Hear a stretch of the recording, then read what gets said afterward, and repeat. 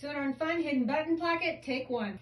Welcome to So Darn Fun. This is a channel where we focus on quality clothing alterations, pattern reviews, and useful sewing how-tos. Today we're going to learn how to make this hidden placket where you can hide all those buttons, up-level your blouses by using this fun technique, thus the channel name, So Darn Fun. Let's go over to the table and get started.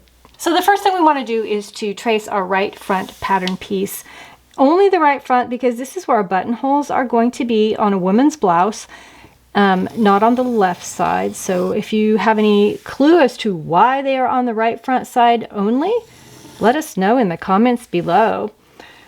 So I'm just going to continue tracing this out. You might want to pin your piece down. It might be a little bit smarter than to freehand it, but this is just for demonstration, so I'm kind of roughly drawing around my pattern piece. One other thing you're going to want to mark is your center front. This is very important. My center front is this solid line right here, and I already know that it is 7/8 of an inch away from this cut line here, so I'm just going to go ahead and mark 7/8 of an inch on mine. Yours might be different, so follow your pattern for where the center front is at. Now after you have that done, the second step here is that you are going to take note of center front, and you're going to draw a line that is 4 1/4 inches to the right of it. And this is how we're going to do it. 1, 2, 3, 4 1/4. And you're going to draw the line so that it's just kind of higher than the neckline shows. So just kind of up. You want it higher than this portion here. So let's make sure I have that high enough. Let's go just a little bit higher to make sure. Okay, there we go. Then from that point, we're going to notate a couple fold lines. So the first one's going to be 3/4 of an inch in from that line you just drew. So I'm just going to make some dotted lines. And I'm going to notate, this is a fold line. I need to make one more fold line, and I'm going to measure 2 3/4 inches away from that same line. That is going to be another fold line way in here. Okay, so just as a visual here, this is 3/4 inches from here to here, and this is 2 3/4 inches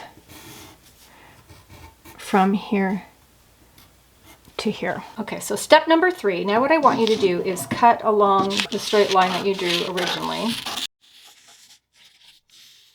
I know, my scissors and paper don't get on me. For that, I have a couple pairs, and I have them sharpened when I need them sharpened. So I'm going to get rid of this paper. And I'm going to just trim up, the top, because I've got quite a bit extra up there and I don't want it to get in the way. So I'm just going to kind of trim it up above the shoulder level here. Now we're going to simulate folding this pattern, how our actual pattern is going to be. And the reason we're going to do that is because we need to get the right shaping right in here, because it's going to be just a little bit different than just drawing a line straight across. So in order to simulate what this would be like, we're going to fold this first fold to what would be the wrong side of the fabric. So I'm going to fold it to the wrong side of my pattern here on that 3/4 inch line. And then once again on the 2 3/4 inch line. So you're going to fold it again right there.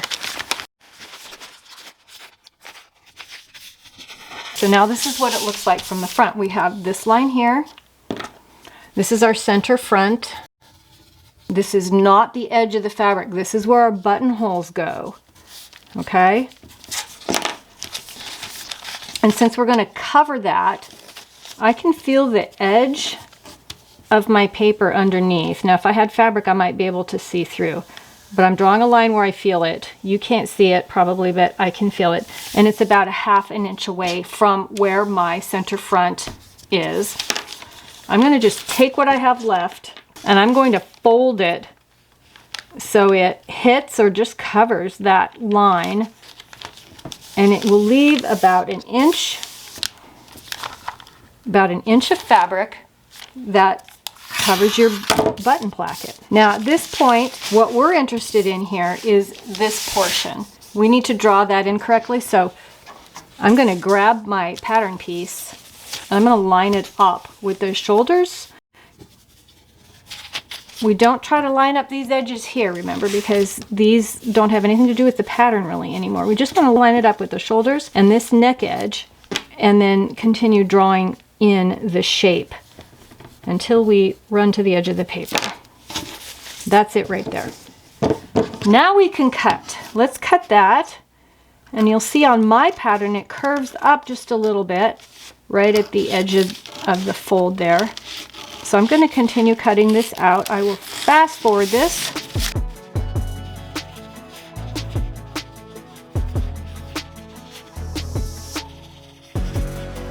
Okay, now that's cut out. Let's unfold this.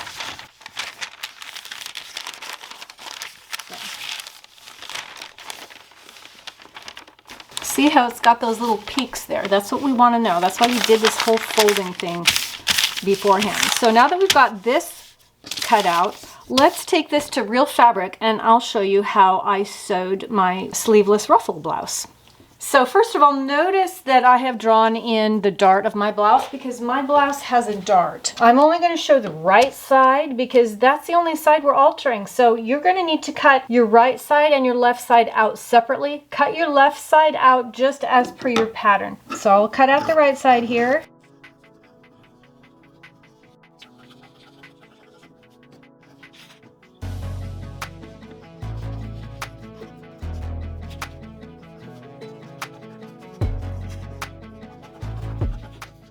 Personally, I don't think it's necessary to mark your fabric with all these dots and these folds. The only thing that might be important to mark is to notate your center front. Sometimes I just cut a little notch in the top.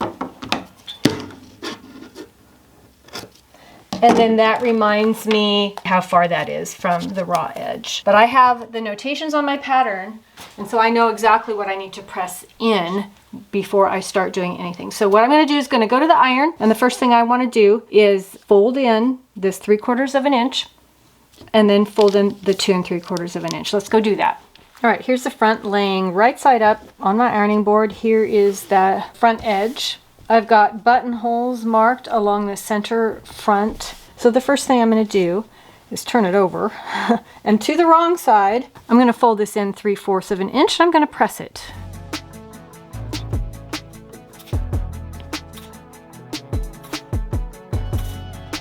Next, I'm going to fold this in 2 inches. It's the same on our pattern as folding it in 2 3/4 inches. We've got the 3/4 inches folded back. Now we just need to fold it in the 2 inches.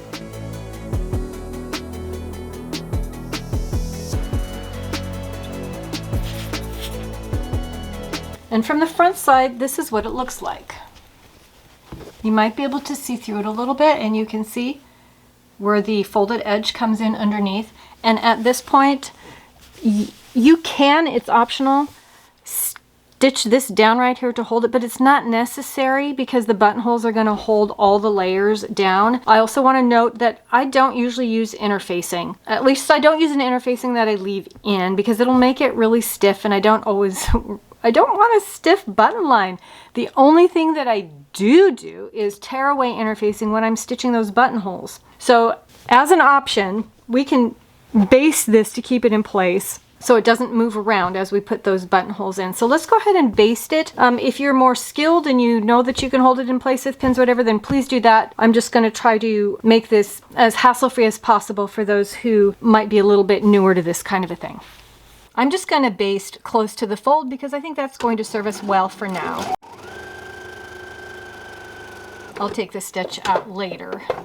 Now, if you want, you can stitch or baste here. I'm just going to leave it.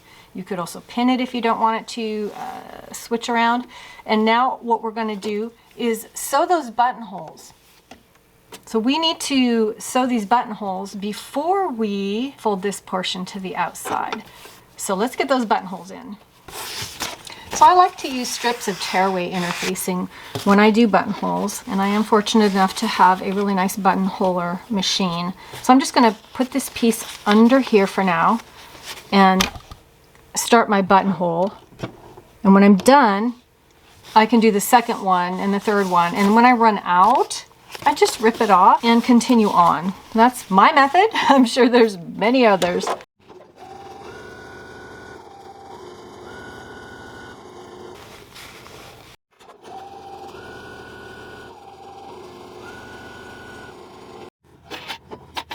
Okay, I'm going to pretend that I have run out of stabilizer, and I'm just going to rip this off. Please ignore all those strings. I will cut those off later. And that tearaway just tears away so cleanly. And then I can reposition it under my other buttonholes. So we'll pretend that we've done all those. Let me clip these threads off so it looks neater for the ironing board. Now that we have all those beautiful buttonholes sewn perfectly, right? Then we can fold this placket to the outside about an inch. Your buttonholes will be centered underneath, and give that a good press.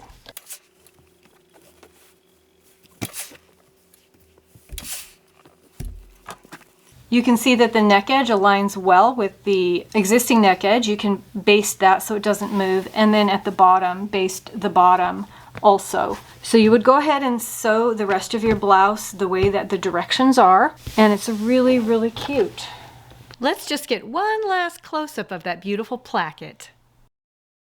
So thank you so much for joining me today on So Darn Fun. I hope that you found value in this video. If you did, please click like, subscribe, consider hitting that notification bell so that YouTube will let you know when I have a new video coming out. I'd love to hear your comments on interesting placket treatments, such as this one, or maybe you've got a great idea for something else. Other readers are going to love to hear about it too. Thank you so much for watching. Let's always remember to be kind, keep on sewing. See you next time.